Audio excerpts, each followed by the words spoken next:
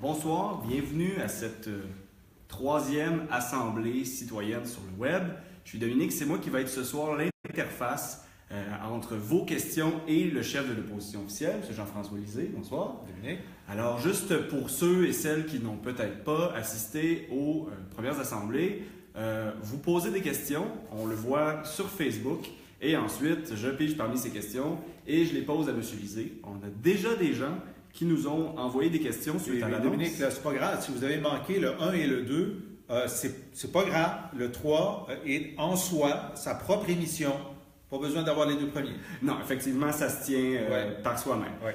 Et donc, là, vous avez fait 5 assemblées citoyennes sur le territoire. Ouais. C'est la troisième que vous faites sur le web. Ouais. Et là, on recommence dès jeudi à Drummondville Ouais. à en faire d'autres. Vous aimez ça? Ben, moi, j'adore ça parce que, d'abord, le contact est réel. On a des citoyens tout autour qui posent des questions sans filtre, des préoccupations parfois très locales de leur vie de famille, de leur accès aux services de santé ou d'éducation.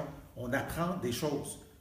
Quand on est député, chef, on apprend des choses dans notre comté constamment, mais de faire une tournée, on apprend des choses sur ce qui se passe à Drummondville, à Terrebonne ou ailleurs.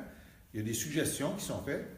Puis les gens, même quand ils suivent l'actualité puis ils lisent le journal, ils n'ont jamais exactement ce qu'on a à dire sur un sujet en particulier. Tu sais, si nous, on dit que c'est très important de réformer la santé pour donner plus de pouvoir aux infirmières, aux pharmaciens et aux autres, bien là, normalement, tu sais, je sais que devant la caméra, il faut que je résume ça en 15 secondes. Mais dans une assemblée publique, ben, je peux prendre 1 minute, puis aller au bout de ma pensée, puis je peux faire une blague, puis on peut...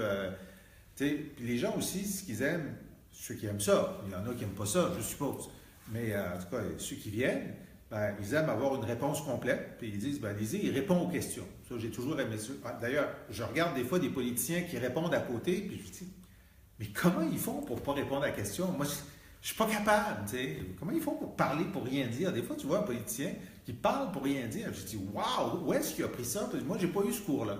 Je réponds vraiment à la question jusqu'au bout. Puis ça arrive que je dise, je ne sais pas. Puis ça, c'est rare en politique. Il ne faut pas le dire trop souvent parce qu'on est censé savoir des choses. Mais des fois, je dis, c'est où?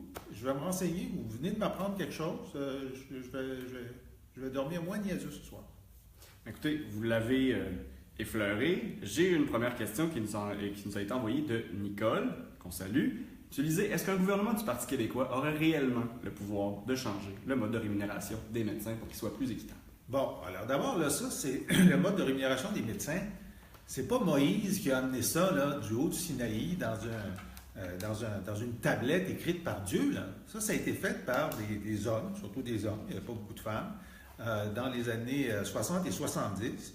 Et d'ailleurs, Claude Castonguay, qui était le ministre libéral qui a introduit l'assurance maladie au Québec, dit que sa plus grande erreur, ça a été de faire en sorte qu'il y ait la rémunération à l'acte, c'est-à-dire que le médecin est payé selon l'acte qu'il pose, et pas de façon forfaitaire, ou pas de façon quotidienne, ou pas selon la population qu'il a à sa charge.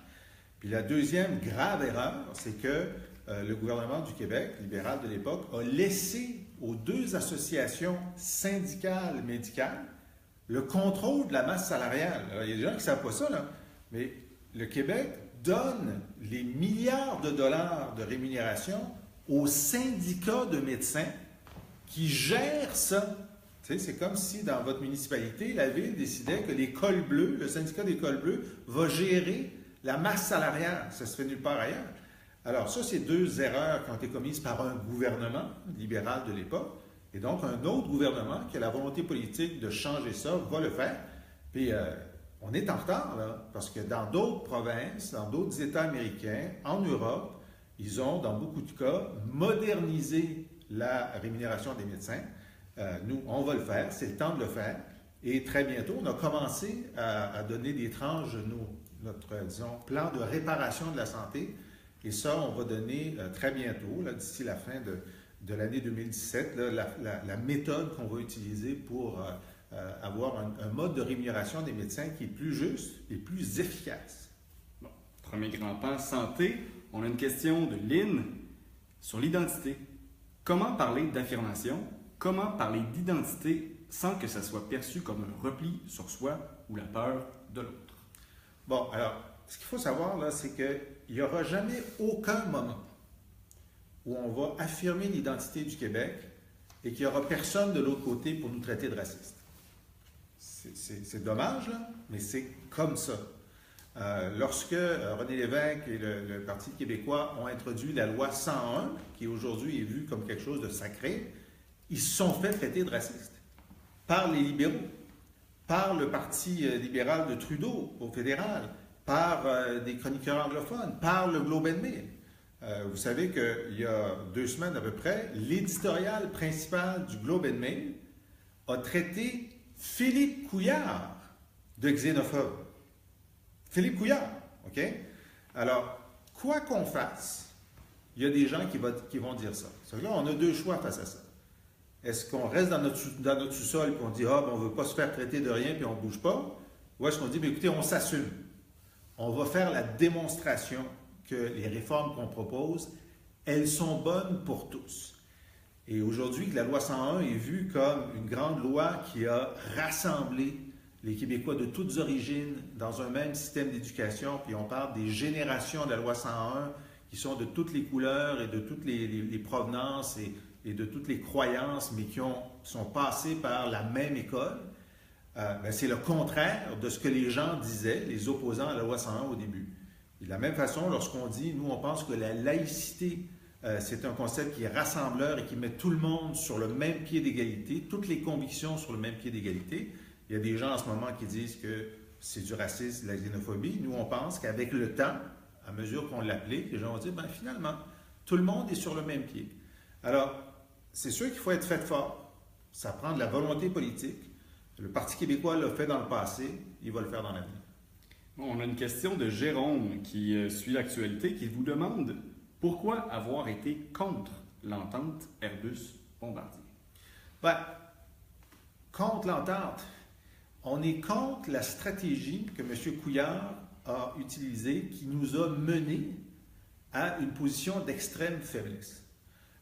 Ce qui s'est produit, c'est qu'il y a un moment, il y a 2 ans, où Airbus avait besoin d'aide. Et d'ailleurs, le Parti québécois, à l'époque, avant même que M. Couillard décide d'investir 1,3 milliard, disait « Bombardier a besoin d'aide, que faites-vous? » Et je me souviens que le ministre de l'Économie à l'époque s'est élevé et dit « Ils ne nous ont pas appelés. » Nous, on suivait ça, puis on trouvait que si vous n'ont pas appelé, il faut les appeler parce que ça se passe mal.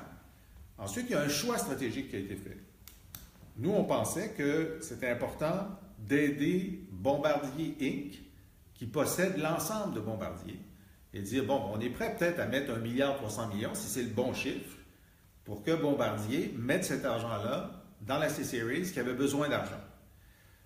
M. Couillard, lui, s'est laissé convaincre de mettre cet argent-là seulement dans l'avion de la série C.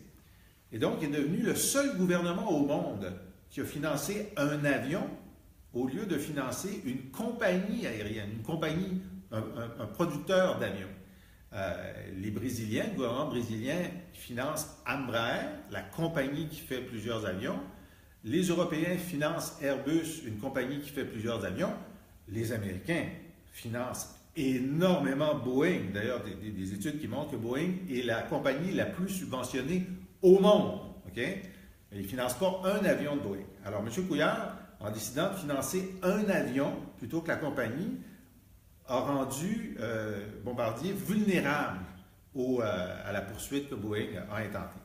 Alors nous, on dit, si on n'avait pas été vulnérable comme ça, dans la négociation qui vient d'avoir lieu avec Airbus, on aurait eu un meilleur rapport de force. Puis un meilleur rapport de force, ça aurait voulu dire à Airbus, on ne va pas te le donner gratis, ce qui s'est passé. On va peut-être te demander d'entrer à 30% ou 40% de la propriété. Donc, les Québécois continuent à contrôler, ça c'est important. Là, on a perdu le contrôle parce qu'on est passé à 49,9%. Alors, il n'en manque pas beaucoup là, pour passer d'un côté à l'autre.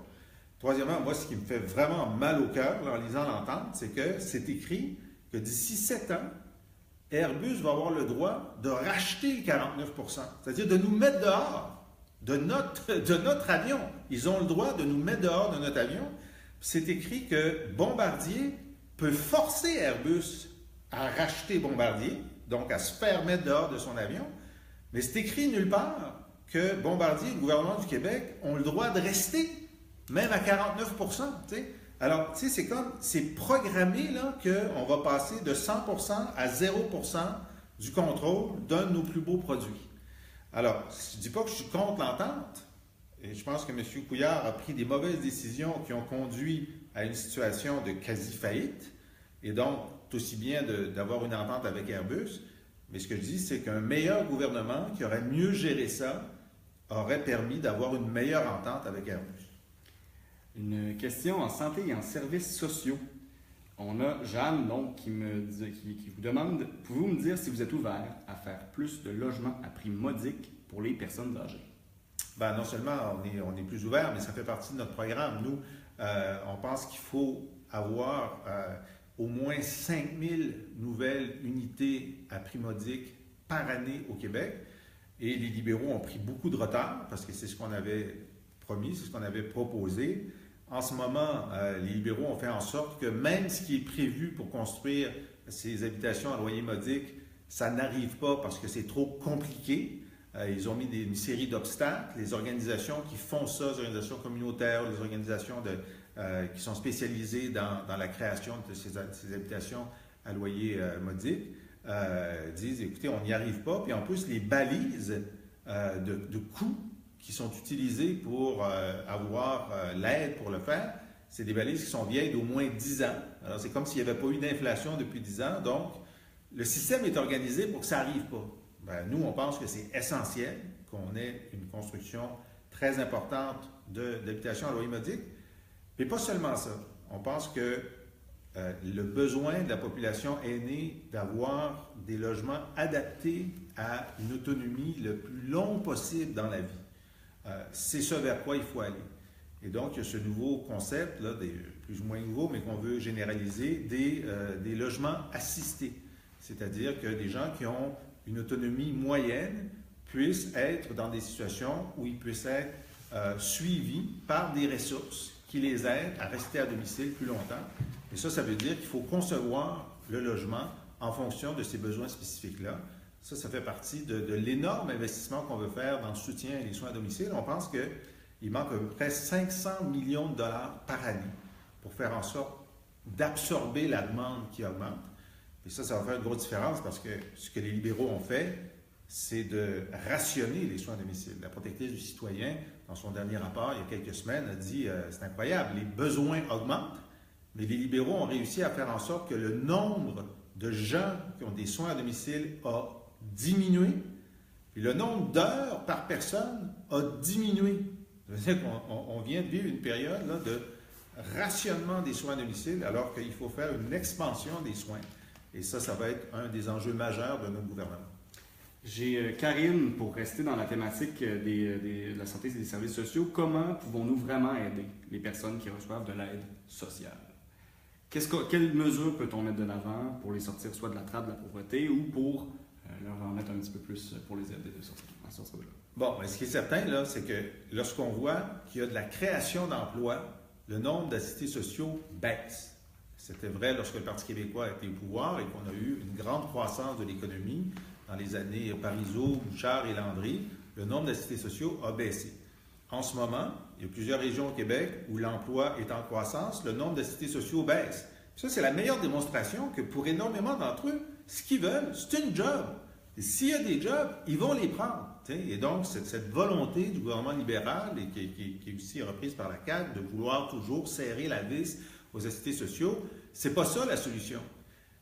Il y a, à l'intérieur des gens qui utilisent l'aide sociale, un groupe qui ne sont pas aptes à l'emploi. Ça, c'est des gens qui ont la solidarité.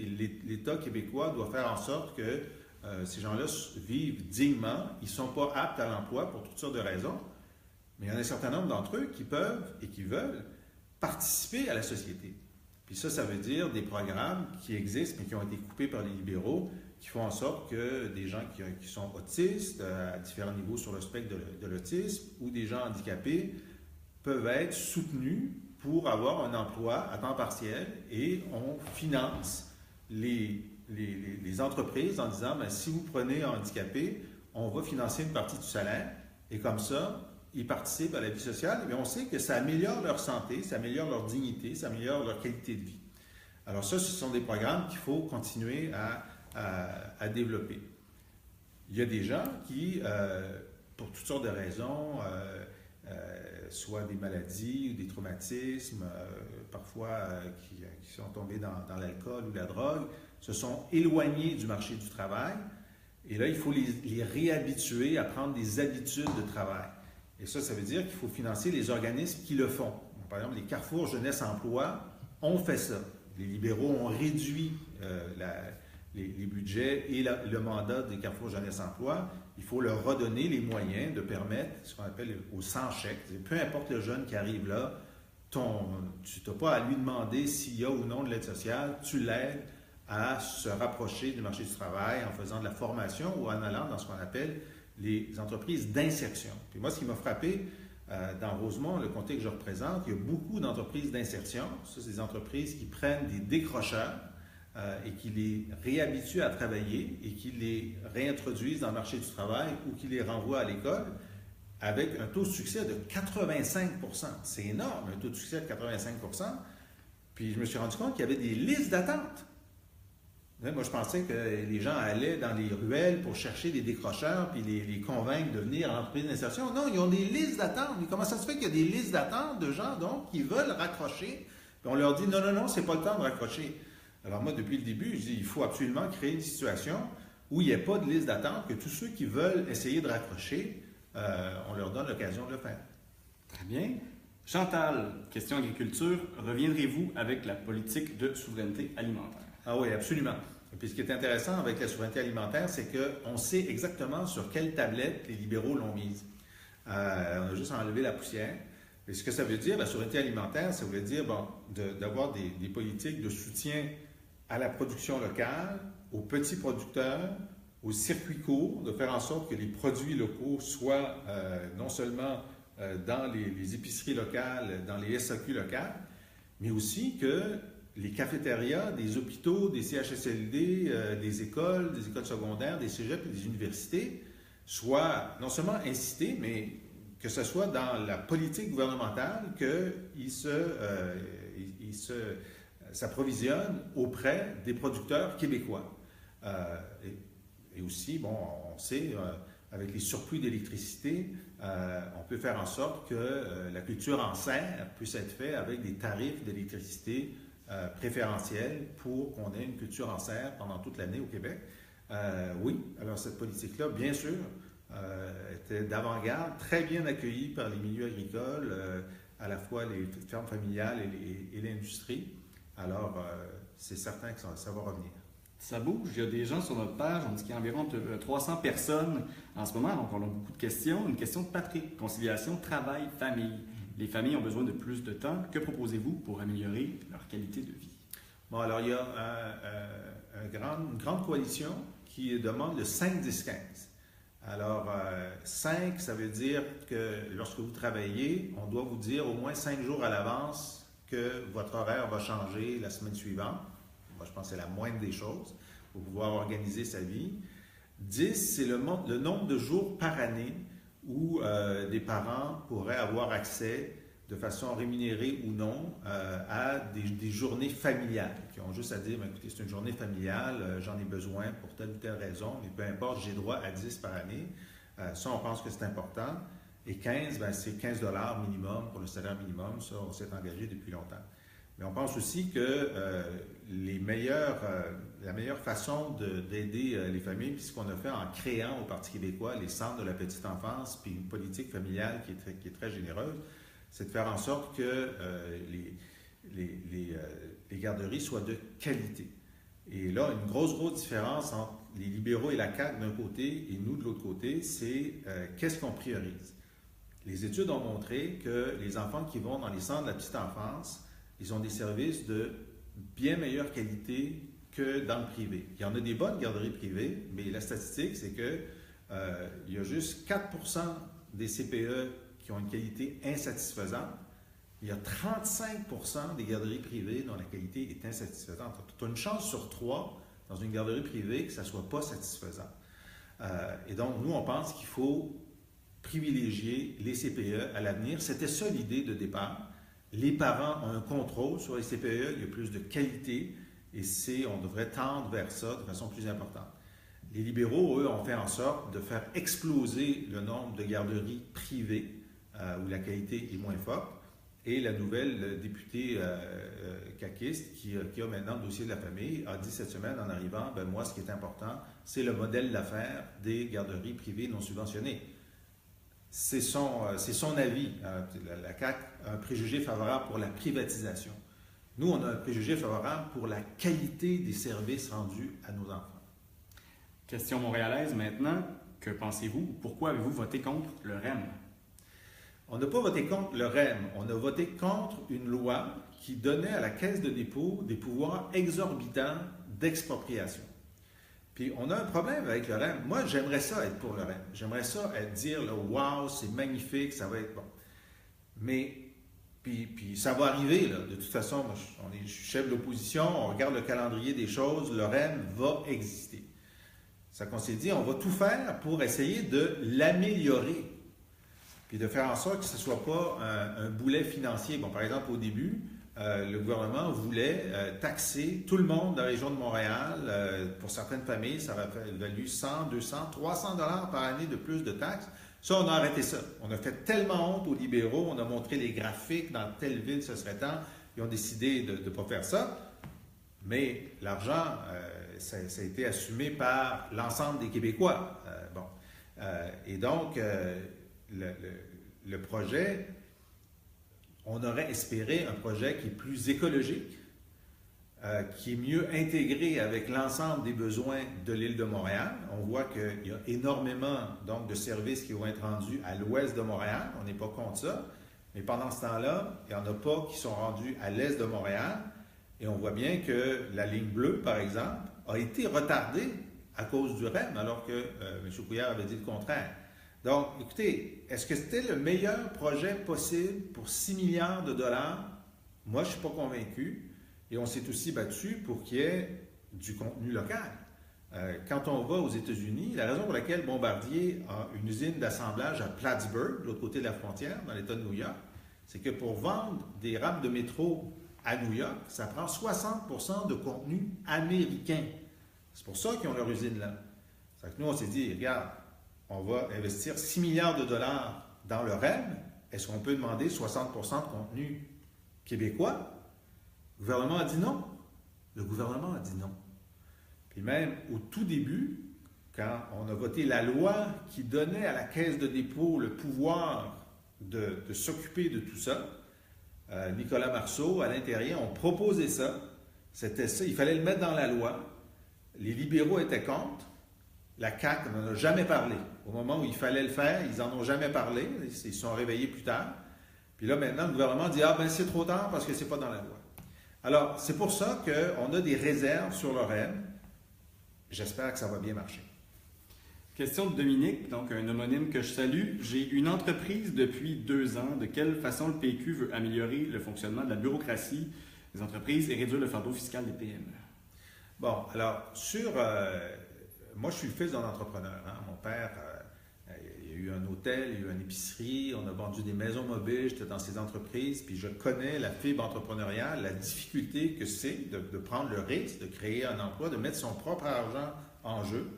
Et c'est clair que le fardeau administratif, il est insensé.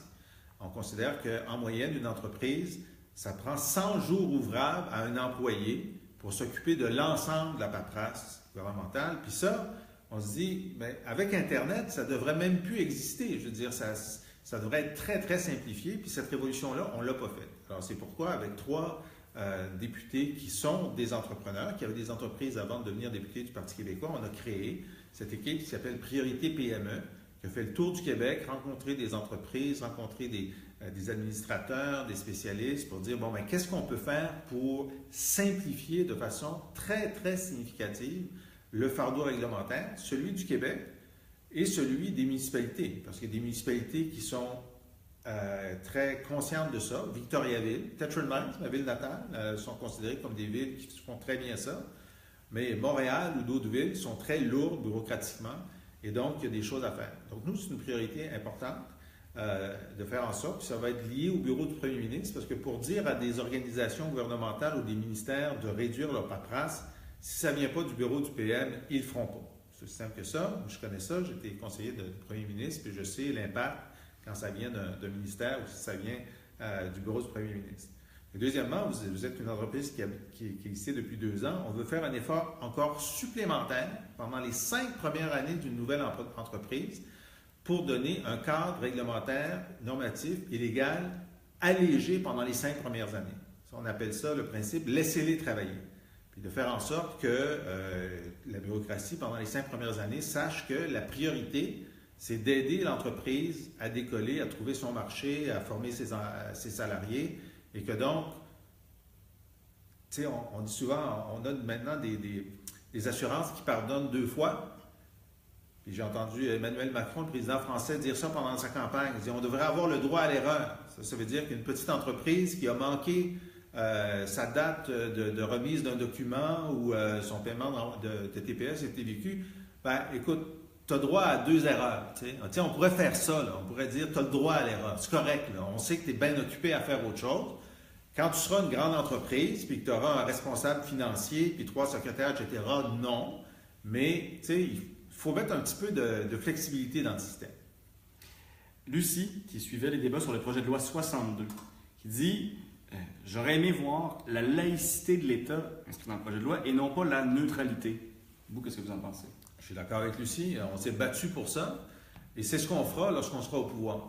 Là, la loi 162 va être probablement adoptée par la majorité libérale seule cette semaine ou la semaine prochaine. Puis nous, on a bien pris en note tous nos amendements. Et lorsqu'on sera au pouvoir, après le 1er octobre 2018, bien, on va faire les amendements pour faire en sorte qu'on ait une loi qui soit au diapason du consensus québécois. D'abord, ce n'est pas la neutralité de l'État qui est, toutes les religions ont accès à l'État, c'est la laïcité de l'État, c'est-à-dire que l'État n'a pas de religion et n'a pas à s'afficher pour une religion ou une autre. Ça, c'est très important, cette distinction-là. Et d'autre part, écoutez, le nombre de gens qui sont d'accord pour faire en sorte que les policiers, les gardiens de prison, les juges ne portent aucun signe de conviction, que ce soit des convictions politiques, sociales ou religieuses. Le consensus est énorme. Nous, on veut le mettre dans la loi. Et on pense que pour nos enfants qui sont en garderie installés au primaire et au secondaire, les personnes qui sont en autorité ne doivent pas non plus avoir de signes qui soient religieux, sociaux ou politiques. Et ça, on va inscrire ça dans le projet de loi pour les futurs enseignants. On veut mettre personne à la porte. On ne veut pas avoir de sanctions. On va dire, écoutez, si à partir de maintenant, vous voulez être embauché dans une garderie installée ou au primaire ou au secondaire, sachez qu'il y a un code. Ce code-là, c'est que vous ne pouvez pas montrer vos signes religieux, sociaux ou politiques parce que vous êtes avec des enfants et vous représentez l'État. Alors, ça, il y a des choses assez simples qu'on peut faire. On va les faire. Mais effectivement, moi, j'ai dit au premier ministre au printemps dernier que s'il voulait mettre un peu d'eau dans son vin sur la laïcité, sur les personnes en autorité, on aurait pu avoir un vote unanime. C'était possible d'avoir un vote unanime. Ça aurait été beaucoup plus simple pour l'application, parce qu'il y a des gens qui vont, on ne sait jamais unanime, des gens qui vont résister, des gens qui vont dire que c'est épouvantable. J'ai entendu Mitch Garber aujourd'hui dire des choses affreuses sur le choix qu'on peut faire de valoriser la laïcité. Mais si l'Assemblée avait été unanime, ça aurait été très apaisant. Là, il faudra attendre l'élection d'un gouvernement du Parti québécois pour le faire. Juliane, je voudrais savoir quelle est votre vision globale de la culture au Québec. Quels seront, par exemple, les nouveaux programmes pour favoriser la relève artistique? Bien, vous savez, au Québec, d'abord, il faut que la créativité culturelle au Québec, on n'a pas besoin de la susciter, elle est là. Hein? Le Québec est un lieu qui suscite la création culturelle. Mais comme on est juste 8 millions, ce qu'il faut susciter, c'est la demande. Il faut qu'il y ait des gens qui aillent au spectacle, qui aillent au musée, qui aillent au théâtre, qui aillent voir les rappeurs, les humoristes, ça va. Les humoristes qui ont bien du monde dans leur salle. Mais donc, la chose la plus importante, au-delà de tous les programmes qu'on a maintenant, c'est d'apprendre aux jeunes Québécois, aux Québécois d'adoption, à goûter la culture québécoise et faire en sorte que ça devienne une pratique culturelle que de sortir, d'acheter, de télécharger en payant 99 cents la dernière chanson de notre chanteur favori ou de la relève, etc. Et je pense que ça, c'est important. L'autre chose qui m'embête énormément, c'est qu'il y a une partie de nos programmes culturels qui sont contrôlés à Ottawa et mal contrôlés. Et on perd de la cohérence, puis on perd des budgets. Et moi, je pense qu'évidemment, un Québec indépendant pourrait rapatrier l'ensemble de ces programmes-là, puis on aurait une force de frappe plus importante, puis aussi des décisions vraiment injustes, comme celle de dire, ben Netflix, vous autres, vous n'avez pas à payer la taxe, vous n'avez pas à contribuer au fonds de production canadienne, on va faire une entente avec vous. Non. Tous ceux qui produisent la culture et qui la vendent aux Québécois doivent être égaux devant la taxation et l'imposition et la contribution pour qu'on ait suffisamment de fonds pour soutenir l'ensemble des créateurs québécois. Marie-Claire, qui vous pose une question sur les centres d'aide aux autistes. Il manque beaucoup de ressources, notamment au niveau de la main-d'œuvre. Que faire pour qu'ils soient davantage soutenus? Bon, alors, moi, j'étais porte-parole de ces questions-là sur les services sociaux, l'autisme, la déficience intellectuelle pendant près de 2 ans avant de devenir chef. Puis j'étais très, très heureux de mieux connaître l'ensemble de cet univers-là, les besoins qui sont criants, les cohortes qu'on perd. Là, encore, la semaine dernière, j'ai annoncé avec Dave Turcotte, qui est notre porte-parole en ce moment, ce qu'on va faire pour les troubles de l'autisme et pour la déficience intellectuelle. Mais d'abord, le constat est grave. Là. Le manque de ressources est tel qu'ils ont inventé un nouveau mot. Ils disent plus votre enfant va avoir des soins. Ils disent votre enfant va avoir des épisodes de soins. Les épisodes de soins, là, ça veut dire que ça ne sera pas constant. C'est juste quand on a du personnel ou des budgets.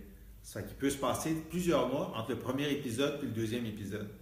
C'est incroyable qu'on doive inventer des mots pour couvrir l'absence de ressources. Puis on le sait, un enfant autiste qui n'est pas diagnostiqué à temps, qui n'est pas stimulé à temps, va avoir des retards dans son apprentissage qui vont être très, très difficiles à rattraper. Et c'est non seulement une mauvaise décision humaine, c'est même une mauvaise décision économique, parce qu'un enfant autiste qui n'est pas bien diagnostiqué et bien accompagné dans son développement va être plus coûteux par la suite. Alors, donc, nous, on a annoncé, écoutez, sur l'autisme, on a fait beaucoup de pression. Le gouvernement a décidé de débloquer 30 millions supplémentaires. Nous, on pense que ça en prend 60. Ça prend 60 millions. Puis, on sait que quand on annonce l'argent, ça ne veut pas dire que les services apparaissent le lendemain. Il faut former le personnel, il faut l'embaucher, il faut l'organiser, tout ça. Mais il faut commencer par dire, ben voilà, vous allez avoir une enveloppe de 60 millions par année récurrente de plus que ce qu'il y a maintenant. Puis là, les gens de la déficience intellectuelle ont dit, c'est bien beau les 30 millions pour les autistes, mais nous, on n'a rien. On dit, vous avez raison. Et donc, nous, on promet de mettre 60 millions de plus pour l'ensemble des services d'accompagnement pour la déficience intellectuelle au Québec, du diagnostic précoce qui est essentiel, des soins qui ne soient pas épisodiques, et aussi ce grave problème de l'arrêt de l'accompagnement à 21 ans. À 21 ans, il tombe dans un trou noir. Heureusement, il y a des organisations communautaires de trisomie ou autre chose qui font des activités au-delà de 21 ans, mais il faut se rendre compte là, qu'on ne peut pas laisser tomber ces gens-là à 21 ans. Il faut structurer l'accompagnement tout au long de la vie. J'ai Sylvie qui vous demande comment aller chercher l'argent qui revient au Québec et qui est dans les paradis fiscaux. Bon, alors, Nicolas Marceau, notre porte-parole en matière de finances, a convaincu ses collègues d'avoir une commission parlementaire spéciale là-dessus. Puis j'ai siégé avec Nicolas. C'est intéressant parce qu'au début, les banques ne voulaient pas venir, les compagnies de comptables ne voulaient pas venir, et on a été obligé de les menacer, de leur envoyer des subpoenas pour qu'ils viennent. Donc, ils sont venus. On ne peut pas dire qu'ils nous ont dit beaucoup de choses, là, hein? Puis on a pu les contredire des banques et des compagnies qui ne se souvenaient même pas que c'était dans le journal que leur compagnie avait été condamnée pour fraude fiscale aux États-Unis ou dans des paradis fiscaux. Je leur ai rappelé des fois que ça avait été le cas.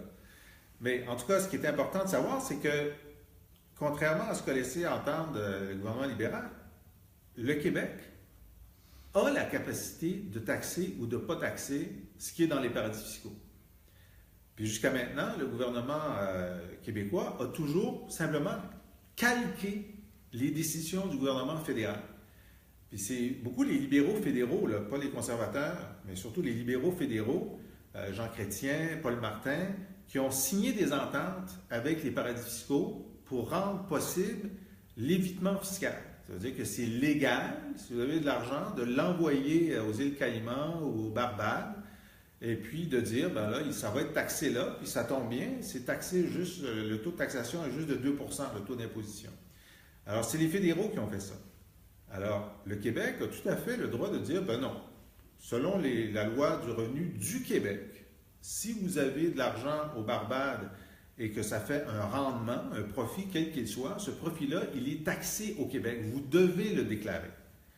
Bon, ben là, ce qui se passe à ce moment-là, c'est que jusqu'à maintenant, c'était légal. C'est que la personne qui a mis 300 000 dans un compte aux Barbades, maintenant, on lui dit, si tu ne te mets pas à le déclarer, ça devient illégal. Là, tu as une décision à prendre. Est-ce que tu veux devenir illégal ou tu vas le déclarer? Il y en a un certain nombre de gens qui vont décider d'être illégaux, d'autres qui vont décider de le déclarer. On n'a pas la moindre idée du nombre de dizaines de millions de dollars de revenus de plus que ça va nous donner. Mais nous, au Parti québécois, on va le faire. Et ensuite, on va demander au fédéral de nous donner l'information que nous n'avons pas, parce que là, c'est juste déclaratoire. On va dire, écoutez, ça se peut que vous fassiez prendre.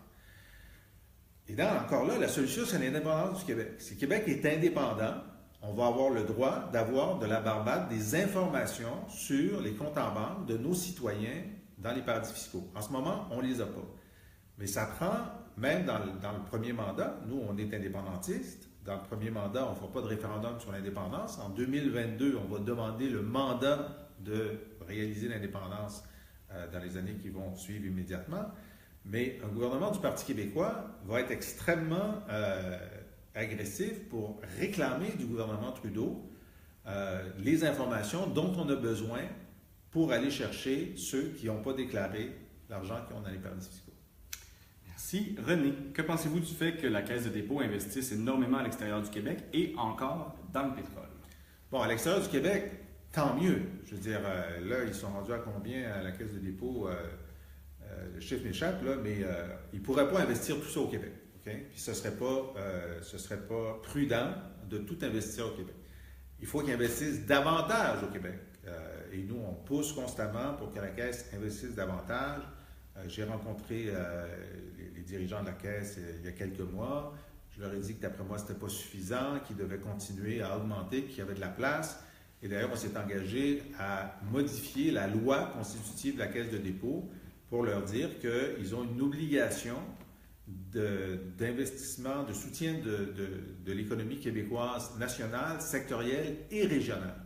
Parce que pour l'instant, ils ne font pas assez de travail pour trouver de bonnes occasions d'affaires dans les régions du Québec. Le gouvernement n'a pas à leur dire dans quelle entreprise de Val-d'Or investir.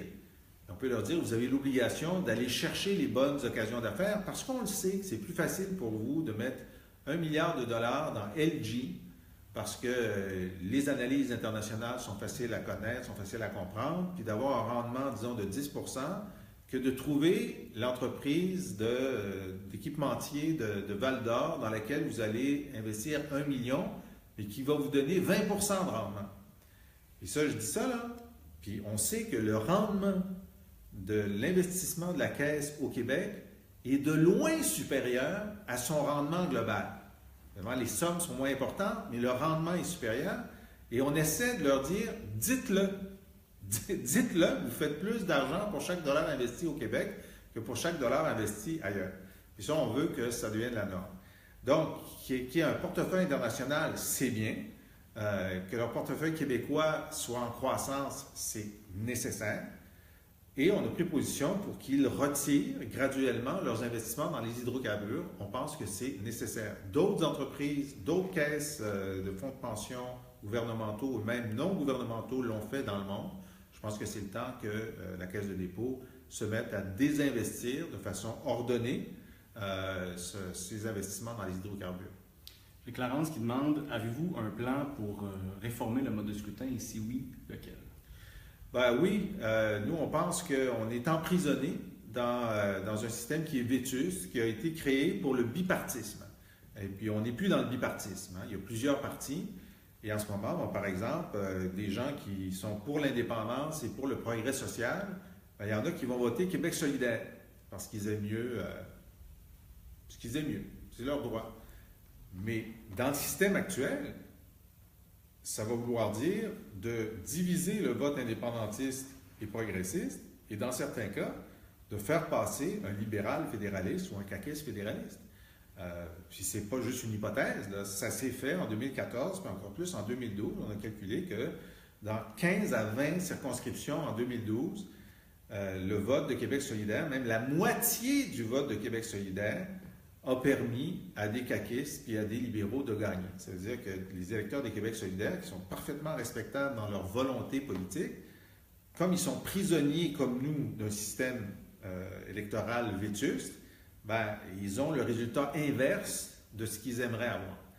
Nous, on dit, écoutez, la solution, c'est de voter pour le Parti québécois parce que nous, on va au pouvoir réformer le système, introduire de la proportionnelle régionalisée et faire en sorte d'arrêter cette division du vote. Alors, la proportionnelle régionalisée, c'est ce que demande Québec solidaire, ce que nous, on demande, ce que demande l'Option nationale, et même la CAQ est d'accord avec ça. Et donc, les seuls qui sont contre, c'est les libéraux.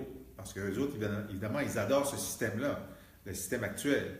Alors, nous, on s'engage à faire en sorte, dès notre élection, à instituer cette réforme-là pour qu'elle soit prête pour l'élection suivante, en 2022. Des gens qui disent, oui, mais c'est arrivé que des partis le promettent puis ne le fassent pas. La raison pour laquelle on a intérêt à le faire, c'est qu'en 2022, on veut une majorité parlementaire pour faire l'indépendance du Québec.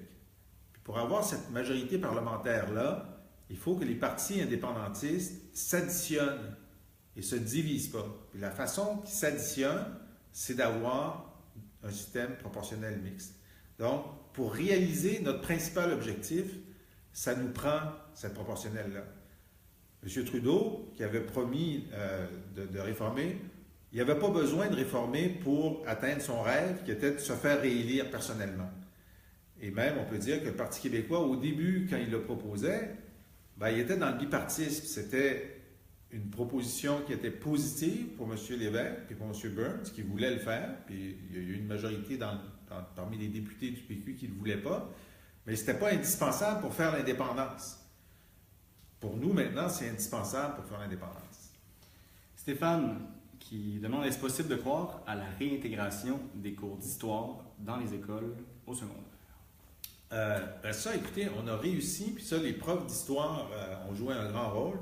Lorsqu'on était au pouvoir avec Mme Marois, on a fait en sorte de modifier le cours d'histoire que les libéraux avaient introduit, où là, il n'y avait plus de chicane, il n'y avait pas de conquête, il n'y avait pas de tension, puis de réintroduire un cours d'histoire qui soit plus respectueux de la réalité historique. Il a été introduit en secondaire 3, donc ça c'est fait. Et il doit être introduit en secondaire 4. Là, il y a eu beaucoup de pression sur les libéraux, puis en année, ils ont pensé de ne pas l'introduire tout de suite ou le retarder. Mais les dernières nouvelles qu'on a, c'est qu'il va être introduit en secondaire 4. Et les échos qu'on a sur le terrain, puis peut-être en avez-vous aussi, c'est que les profs et les étudiants sont très satisfaits de ce nouveau cours en secondaire 3 et en secondaire 4 dans les endroits où il a déjà été introduit. Alors nous, ce qu'on veut en plus, c'est un cours d'histoire obligatoire au cégep. Et c'est ce qu'on avait promis lorsqu'on était au pouvoir. Et le 6e jour après l'élection du gouvernement Couillard, ils ont aboli ce cours-là. Alors moi, je me suis engagé, lorsqu'on sera élu, le 6e jour de notre gouvernement, on va annoncer la réintroduction du cours d'histoire obligatoire au cégep. Merci. J'ai Martin. La plus grande richesse du Québec, c'est son eau douce. Pourquoi ne pas en tirer plus de bénéfices? Ben, effectivement, nous, on pense qu'il y a une politique de l'eau qui doit être réaffirmée puis mise beaucoup plus en vigueur. Les redevances qui sont demandées pour les producteurs d'eau nous semblent beaucoup trop faibles. Je pense qu'il faut revoir tout ça. et s'assurer qu'il y ait un renouvellement constant de notre réalité, de notre puissance d'eau douce. C'est effectivement une des raisons pour lesquelles on a tellement lutté contre le projet Énergie-Est qui aurait traversé 860 de nos cours d'eau. Pour l'instant, on semble avoir réussi, on n'est pas les seuls. Les forces du marché ont fait en sorte que c'était peut-être moins intéressant, mais on peut avoir une situation dans 5 ans où les prix du pétrole augmentent, la production de sable bitumineux a peu augmenté en Alberta, puis ils peuvent décider qu'ils ont besoin d'un nouveau pipeline. Alors ça, c'est sûr qu'on va constamment être les gardiens de cette extraordinaire ressource d'eau douce que nous avons. J'ai Serge qui dit « Pouvez-vous me donner quelques arguments pour voter PQ au lieu de la CAQ? Faut-il voter stratégique pour sortir les libéraux? » Ah! Serge, je suis assez content que tu me poses cette question-là, là. Alors, d'abord, si on veut faire l'indépendance du Québec, il faut élire des indépendantistes. C'est sûr que la pire chose à faire, si on veut faire l'indépendance, c'est d'élire des fédéralistes comme la CAQ. Ça, c'est une chose. Deuxièmement, je veux dire, la CAQ, là, elle est au pouvoir. Hein? La vice-première ministre libérale, elle était présidente de la CAQ il y a 3 ans. Il y a 3 ans, elle était présidente de la CAQ, maintenant elle est vice-première ministre et ministre de l'Économie. Le ministre de la Santé, il a été recruté par François Legault, Gaétan Barrette, et il se vante d'appliquer le programme de la CAQ en santé. Il le dit, là. Et puis, le ministre de l'Éducation, Sébastien Proulx, il venait de la famille de la CAQ aussi, il était à l'ADQ. Et là, ces 3 ministres de la CAQ contrôlent les 2/3 du budget du gouvernement. C'est que si vous voulez savoir comment la CAQ gouvernerait, regardez leurs ministres. Hein? Ils sont là. Puis même Mme Guilbeault, qui vient d'être élue dans Louis Hébert, elle était attachée politique libérale avant. Puis quand elle dit qu'elle est en faveur du modèle d'affaires des garderies non subventionnées, c'est exactement ce que disent les ministres libéraux. Alors, la distance entre la CAQ et les libéraux, je ne dis pas qu'elle est inexistante, mais sur plusieurs sujets, ils sont interchangeables. Ils sont interchangeables. Bon, si vous voulez la défense du français, il faut savoir que la CAQ est contre l'idée d'imposer la loi 101 aux entreprises de 25 à 50 employés. Puis là, contre, vraiment contre. Là. Ils sont battus contre ça lorsqu'on a fait la proposition. On a passé une motion récemment, ils ont encore voté contre, parce que le Conseil du patronat leur dit non. Alors, François Legault écoute le Conseil du patronat plutôt que de défendre le fait que des allophones montréalais, on pense qu'il y a 40 000 allophones montréalais qui sont anglicisés dans des entreprises de 25 à 50 employés. Deuxièmement, sur l'immigration, nous, on pense que la seule façon de renverser le déclin du français, c'est de dire que 100% des futurs immigrants et leurs conjoints doivent démontrer une connaissance du français avant d'arriver au Québec. D'autres pays font ça. Les Britanniques le demandent pour l'anglais. Les Hollandais le demandent pour le hollandais. Imaginez que c'est pas mal plus difficile d'apprendre le hollandais un peu partout dans le monde que de trouver un prof de français. La CAQ est contre ça, parce que le patronat est contre. Alors, François Legault, il dit, les patrons disent qu'il faut les faire venir puis leur apprendre le français après. Puis là, il dit, mais si après 3 ans, ils ne l'ont pas appris, on va les retourner chez eux. Voyons. Ça n'a pas de sens. Là. On ne va pas retourner des gens chez eux après 3 ans, alors qu'on les a accueillis, qu'on a payé pour, qu'ils sont installés. On ne va pas briser leur vie comme ça. Alors, donc, ce refus de prendre des mesures structurantes pour le français à la CAQ, c'est là. Ensuite, ce que j'appelle la grande arnaque de la CAQ, c'est de dire on va baisser les revenus de l'État, mais on va maintenir les services. Là, je dis, mais là, c'est comme, est-ce que vous allez changer l'eau en vin aussi, là? Parce que ça, c'est pas possible. Là. On vient de vivre 3 ans de coupures de services qui ont fait mal à nos enfants, à nos aînés, à nos patients. Puis là, la CAQ va dire, on n'a pas besoin de cet argent-là, mais on ne coupera pas les services. Ce n'est pas vrai. Avec la CAQ, ça va être le prolongement de l'austérité, c'est certain. Ça, c'est la liste courte. Donc, c'est pour Serge, voilà les... Ouais. J'ai Richard. Comment attiser la flamme indépendantiste dans la population, ou en d'autres mots, allez-vous souffler sur les braises de l'indépendance? Alors, on n'arrête pas. Alors, je vous invite à aller sur pq.org où on a commencé à publier 50 réponses plus une sur l'indépendance. Et c'est ce qu'on nous demande depuis longtemps. Moi, je suis d'accord qu'il faut que cet outil-là existe. Alors, qu'est-ce qui va se passer avec les pensions de vieillesse? Qu'est-ce qui va se passer avec l'économie du Québec? La péréquation, la politique de l'eau, la langue? En quoi l'indépendance va nous permettre de faire des gains sur tous ces aspects-là, la culture? Donc, on est en train de les faire. Il y a des petites animations qui sont faites.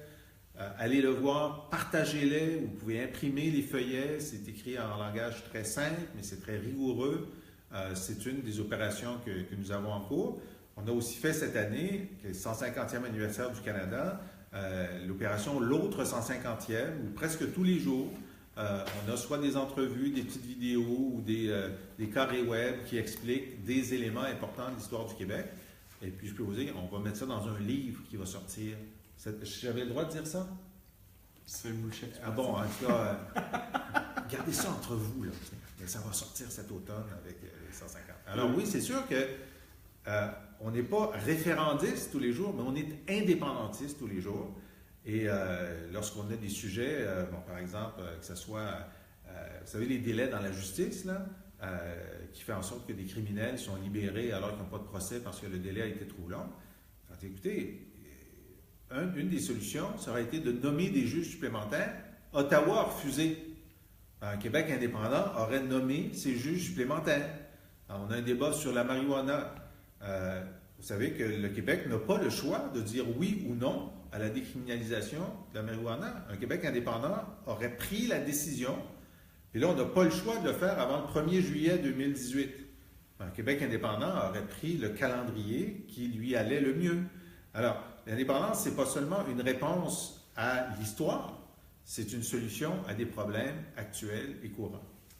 Il nous reste quelques minutes et on a quelques questions en rafale. Donc, si ça ne vous dérange pas, je vais vous demander d'être plutôt concis. En fait, la plupart se répondent par oui ou non ou une des deux alternatives. Préférez-vous, M. Lisée, la bière ou le vin? Ça dépend des jours. Il y a des jours où c'est sûr que s'il fait assez beau, c'est le vin blanc. Sinon, plus l'hiver, c'est le vin rouge. Il y a des jours où ça prend la bière. Avec la pizza, c'est la bière. Avec le hockey, c'est la bière. Alors, c'est vraiment, ça dépend. Ouais. Chalet ou camping?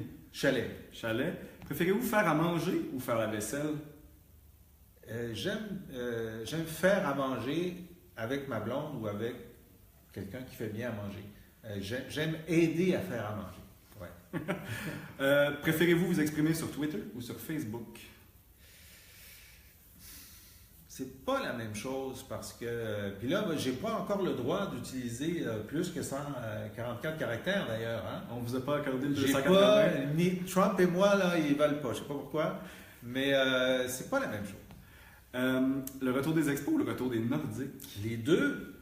Ah non, moi, j'ai hâte d'aller les Nordiques, j'ai hâte de retourner aux expos. Mais il ne faut pas que ça soit au détriment des contribuables.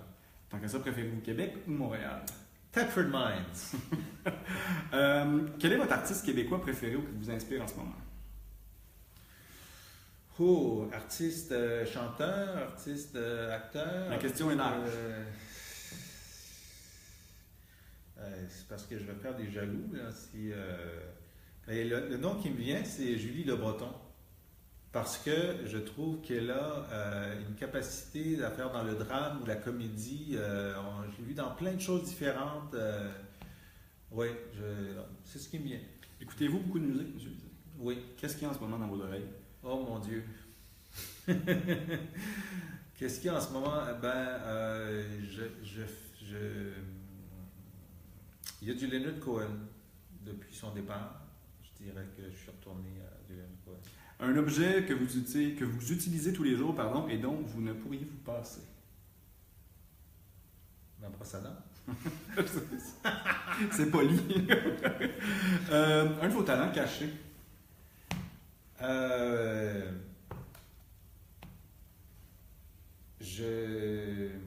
ne dirais pas parce que les gens vont vouloir que je le fasse. Je suis un conteur de blagues. Conteur de blagues? Ouais. Est-ce que vous avez un plaisir coupable? Oui. Moi, j'aime la musique country, new country. OK. Surtout les fans du new country. Votre engagement préféré dans le programme du Parti québécois qui a été adopté récemment? L'indépendance du Québec. Parlant politique, préférez-vous les soupers spaghettis ou les épluchettes de blé d'Inde? Blé d'Inde. Blé d'Inde? Oui.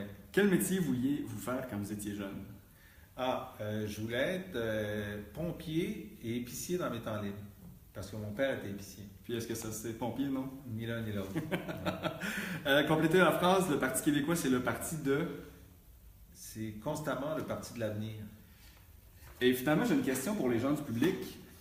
Est-ce que vous préférez Jean-François Lisée sans barbe ou Jean-François Lisée avec barbe? Alors, je vous invite à répondre dans les commentaires, mais si jamais, M. Lisée, les gens devaient dire avec barbe, est-ce qu'elle va revenir? Il y a 3 personnes qui ont un vote prépondérant à ce sujet, et ce sont mes 3 filles. Et elles ont décidé qu'avec la barbe, ça piquait trop pour les bisous dans le cou. Alors, c'est clair qu'elles ont le vote prépondérant. Et ça, même s'il y a une majorité claire? C'est les 3 les plus importants. Bon, écoutez, merci beaucoup. Merci, M. Lisée. Merci à ceux qui nous ont suivis. Vous pouvez poursuivre la conversation avec Jean-François Lisée qui sera ce jeudi au Cégep de Drummondville à 19h30. Et sinon, on se reverra sur Facebook bientôt. Merci beaucoup. Bonne soirée. Merci, au revoir.